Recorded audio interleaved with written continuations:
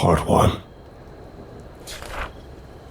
Lately, I've been revisiting an old playground horror story that's been passed around the area where I grew up. Back then, the older children would tell me and my friends that there was a god living in the forest. They told us all those things you would think fit such an outlandish description. All-powerful, all-knowing, and so on. But they emphasized one thing that always struck me as sinister. This deity did not seek worship. That specific fact always creeped me out. It's something so alien that it didn't desire or seek a single thing, not even domination over its subjects, existed somewhere right behind our town's flimsy tree line. It just struck me as truly foreboding, like seeing a billboard proclaiming the military suddenly needs more troops, or having a guy with no friends in sight hand you a drink at the bar. It was as if there was some unspoken motive too horrible to flaunt out in the open, lurking behind a false facade. And what god could possibly have a secret motive darker than requiring eternal servitude? I revisited this story because, through my son, I found out that the children of this town still tell each other this story. Not a single thing has changed about it either. Not a single thing. The story goes that if you ever find your soul heavy with a longing you never shared, go into the forest.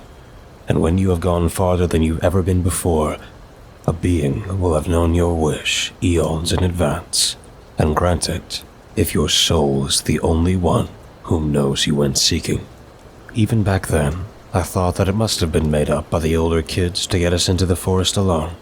A very clever idea, surely coined up by some imaginative little twerp tired of getting caught giving swirlies to us younger kids, simply wanting to get those younger kids a little further away from the prying eyes of teachers. And of course, I've told my kid as much, and to obviously never go into the forest alone. But the more I think about it, though, the more it bothers me that this story is still going around. I can only remember 2 kids from my school ever going looking for the magic place in the woods, and none of them were ambushed by the school bullies. But you would think that a failed middle schooler's plan to isolate some smaller kids from over 20 years ago would, by now, have been forgotten. So, because I wanted to know more, I tried to reach out and connect with those I heard went looking in the forest back then, and one replied back to me. The short of it being that, apparently, one of my then friends told them about the deity in the forest. They were adamant that they told everyone that it was all bogus and that they were going into the forest to prove it. So clearly, they hadn't been the one to spread the rumor further. I did ask what, if anything, happened to the forest, and they let me know in a very condescending tone that everything about their childhood walk in the forest was normal. But having received a reason to catch up with the old maid, who evidently told them the scary story, I chose to message Josh. I do remember that he was the one in our friend group that believed the story the most, so it isn't all that strange if he helped spread that weird story. He was very keen to see me and talk over coffee, so I guess that's what I'm waiting for now. I hope Josh still remembers how and to whom he told that story. Part 2. Josh is a fucking nutjob. He actually thinks he found a supreme being. He claims it spoke to him through his thoughts, beaming pictures into his head, apparently showing him in vivid detail how to make his parents give him a new dog. So many of the things he said only came back to memory after he said it. His ramblings had me remembering things committed to oblivion long ago. Stuff like how he started to draw pictures of crying faces in his notebook, wrote "I miss you" fluffy letters to the farm upstate, and telling me all about how hard it was not being able to have a friend he trusted at home anymore. According to Josh, the almighty thing in the woods told him to do these things, that if he could make his parents think that Fluffy kept him from self-harming and he stuck to its plan, it promised they would gift him another dog. I mean, coercing a child to manipulate and deceive their parents just doesn't sound godly to me. It sounds like the ramblings of a very ill person with no regard for others, destined to grow up and become a serial killer. And I do not remember sweet little Josh that way at all. And how the hell was a 7-year-old this cunning? Don't get me wrong, Josh isn't dumb, but he sure as hell wasn't that smart either. The way he said it, he really believes this happened. The man has evidently lost his marbles. And as to whom he told, apparently, according to him, everyone. So that's no help. I felt tricked. I should have seen the warning signs, even back then. How did I even consider him a friend? He was psychopathic, obviously, manipulating his parents for selfish gain. No wonder he would like the thought of having coerced other kids to go out and get lost in the woods. Sure, I'm glad that friendship didn't last. But if he was smart enough back then to manipulate his parents like that, why did he now, as an adult, try to sell that clearly bogus story to me? He made it sound like he actually believed it. It's not like I gave a lick of ambiguity as to if I thought it was real. I made it very clear that I was mainly interested in to whom he told. And even if he thought he could convince me, it's a prank of his from literal decades ago. Lay it to rest, Josh. Beyond that, if he did tell everyone, and he did convince others that he had a wish fulfilled, well, this conviction of his might be what made the story stick around all these years. The story of the kids that got a dog. I think I got my answer to my detective riddle. One crazy kid's devoid schizophrenic episode, and a story became a tall tale for an entire playground community. But I was now way more concerned about something else. Me. Specifically, my judgment of character. So, I asked a friend from that mutual friend group, whom I'm still friends with, his name is Eric, if he remembers anything weird about Josh. Mostly because I refused to be the only one that missed it. And if he tricked others, maybe even Eric believed in that story. Well then, I wouldn't need to be so hard on myself. Eric did remember the change after Josh's dog died, but he tells me that he remembers Josh suddenly changing a little over a week later. It wasn't right after Fluffy died, and he is sure of it. He specifically recalls having a playdate with Josh when he asked if they should walk the dog, and being told by Josh there was no dog to walk.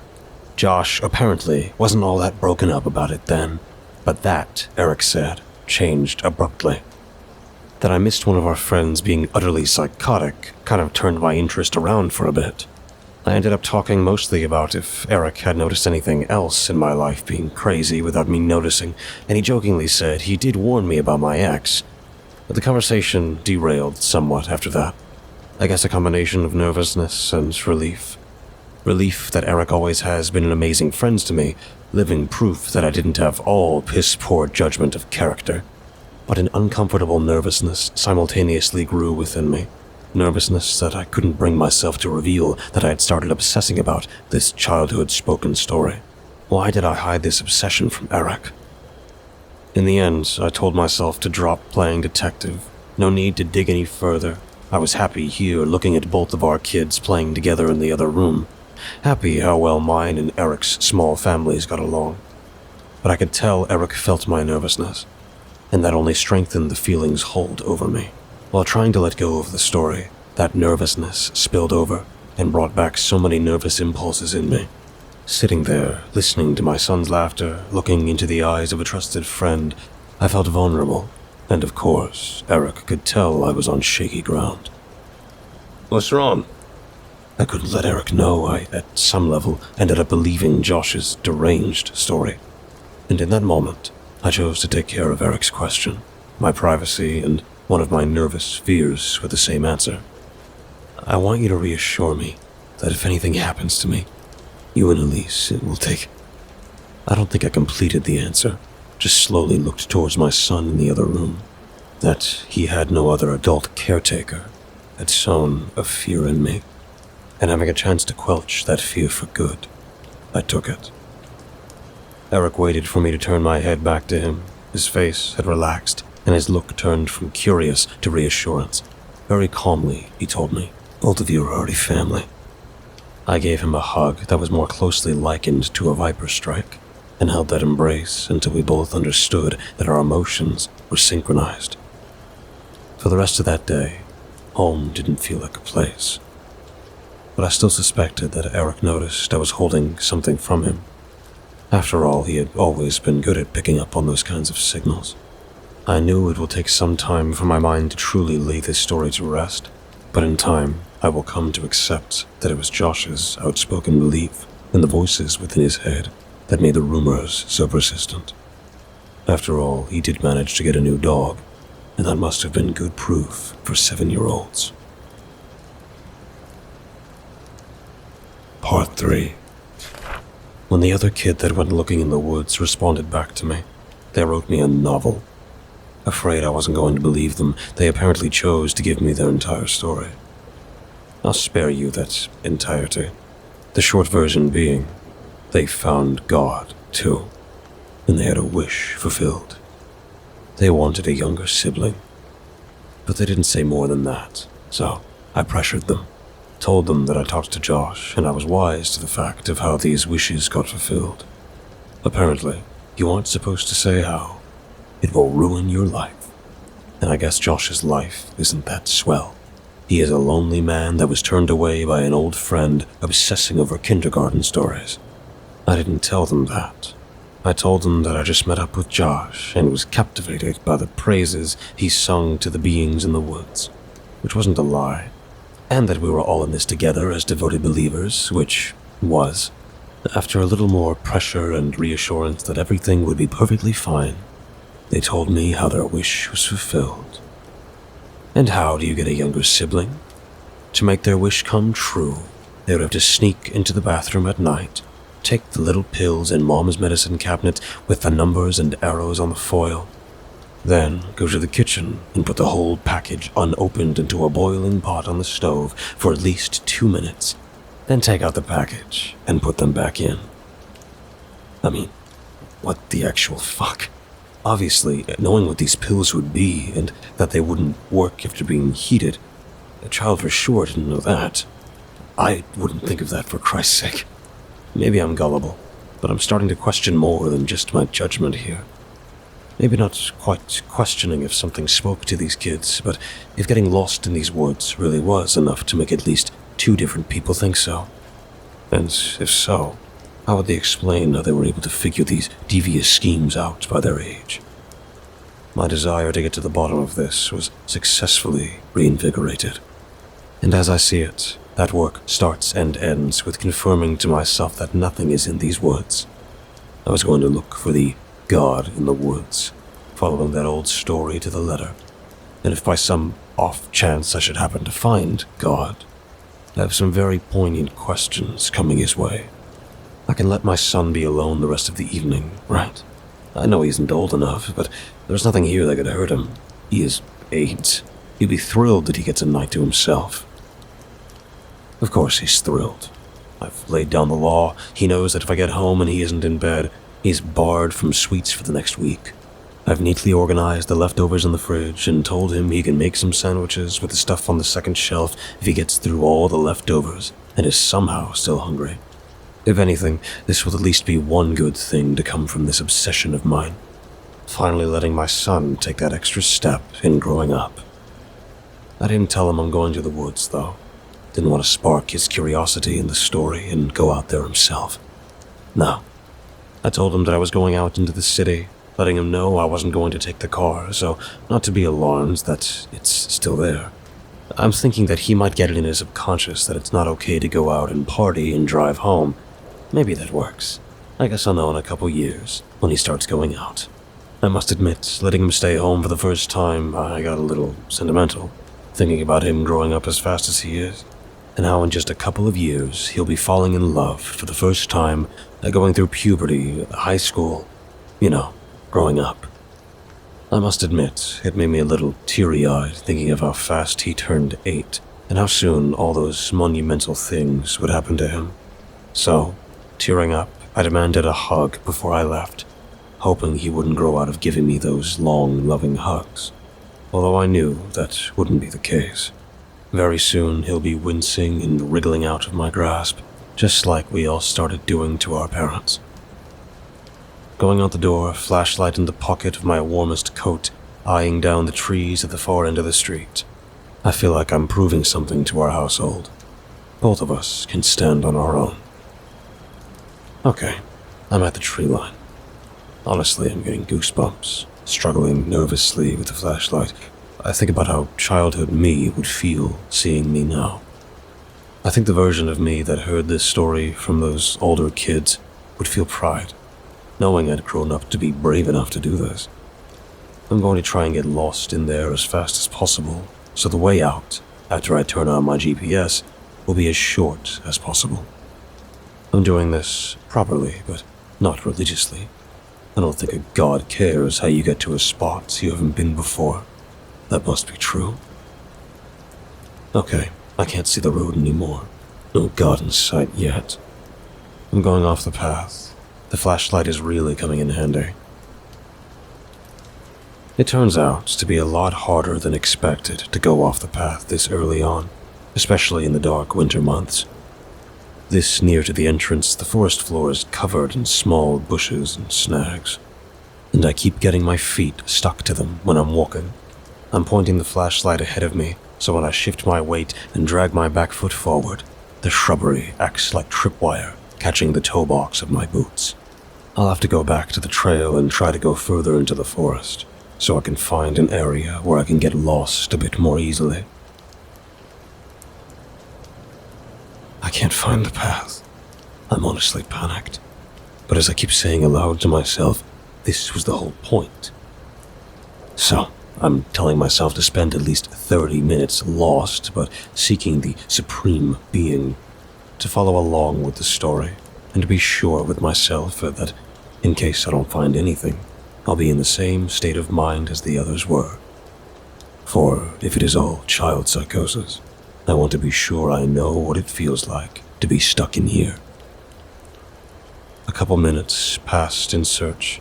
Honestly, I've just started to actually want to find this thing. Up until now, I've just been thinking about how best to move my feet, and the fact that I'm actually doing this crazy shit. Time passes way faster when I'm actually searching. I checked the time. It's been at least 15 minutes, rushing forward heedlessly into untreaded territory, just trying to find where this thing hides in here. I have become convinced that something weird is up. Being lost for this long, walking at the pace I am, this close to the tree line, I should have found a path by now, or have gotten out of the forest. I've spotted something that's noteworthy. There's an odd tree. It's old. Super old. I'm no expert in trees, but the way the limbs of it spiral around, it almost looks like they haven't been bent by following the path of the sun and the sky, but rather the passing of the seasons. Like this tree is reacting to the environment on a different timescale than everything else here. That tree is it. I am here. I'm sure. Absolutely sure. If someone told me this isn't it, I'd be able to tell them for a fact that they are wrong. Nothing else around me looks different. Everything here is different. In the same way falling in love changes everything around you, in that exact same way, I know this is the one. Walking up to the tree, I felt like the world becomes slowly more distant. I feel compelled to touch it, and as I do, something violently forces itself into me, into my memory, into my being. I retracted my hand like I was burned, but my mind doesn't feel the same. I'm flipping through old memories unwillingly. It's like something is in here with me, going through who I am, what I have done, what experiences made me who I am. And then, slowly, it starts speaking to me. Or rather, it communicates at me, forcefully. God's voice is something you can't ignore. I'm not sure what are my thoughts and what are its words. Its pictures, my pictures. Its ideas, my ideas. Its concepts and ideals, my concepts and ideals. My concepts and ideals. Its feelings, our feelings. Our pictures, our ideas, concepts, ideals. I don't believe in spirits. I believe in souls. Souls are made by God. I believe in God. Do I believe this is God? This could be a God. These are godly powers. I believe this is a God. There is only one God. This is God. The presence of God is intrusively overpowering. The presence of God is unholy. I know why every religion speaks of God's love. Love is both utterly impure and pure at once. This is the same. Repulsive yet captivating. No, not repulsive. Exciting. Yes, it's exciting. I mistook it for repulsion. That's God's honest truth. God's showing me the future. God's revealing his plan. Beauty manifest. This vision must come true, but it is fragile. It requires me. I will serve this greater purpose. I will honor God's command. I can see so clearly what I must do to save God's vision, to save my son. I believe and I repent. God's voice booms in my head, beckoning me to do what's right. I know it must be done. God has shown me so. I fill it with purpose and love. I know how to fulfill my repentance. Eternal bliss, my son's external happiness. I will follow, as surely as dawn after night. I step right up next to the patch of peeling bark on the tree. I can see the sturdy hardwood transporting the nutrients of the earth, channeling them into the air for all of us to inhale. I feel fearless. I lean back my head and spring my cranium forward into the solid vessel, my skin acting as an elastic dampener on the collision between the two solid objects, giving of a muted thump. I stumble. Then a soothing warmth spread through my body. Regaining my balance, I see visions of the future God has promised. Reinvigorated, I ready myself for a second blow, a second chance of redemption. I lean back, and with all the power I've never before mustered, my mass lunges forward. A soft thump and a squelching. I pull back, slowly, the adhesive soft tissue being pulled from the oak, where it and I collided. I feel warmer still. The vision becomes clearer. Happiness flows through me. I stretch out my arms and grab God's vessel. Once more, I lean back my head. My arms help my soul seek completion, my entire body moving with one conviction. A harder thump. My forehead becomes divided. The sounds of the forest cease. Only my heart is audible. Leaning back, parts of me now lingers in the timber. Heavenly bliss assaults my wavering mind. I will bring God's plan to fruition. And as a last fleeting thought, I say unto God, take control and give in. If your soul is heavy with longing, go into the forest. And when you have gone further than you've ever been, a being will have known your deepest wish eons in advance. And if only your soul knows you went seeking, it will grant it.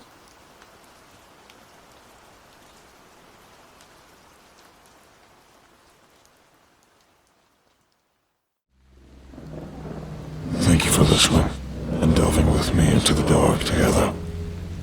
Please remember to leave a thumbs up and subscribe if you feel so inclined. The more engagement this video gets, the more YouTube will push my content to others. Thus, the following will grow. All stories read in this channel will be available on Spotify, iTunes, and just about everywhere else. Links in the description. Thank you for listening and feeding the cause. We'll be seeing you.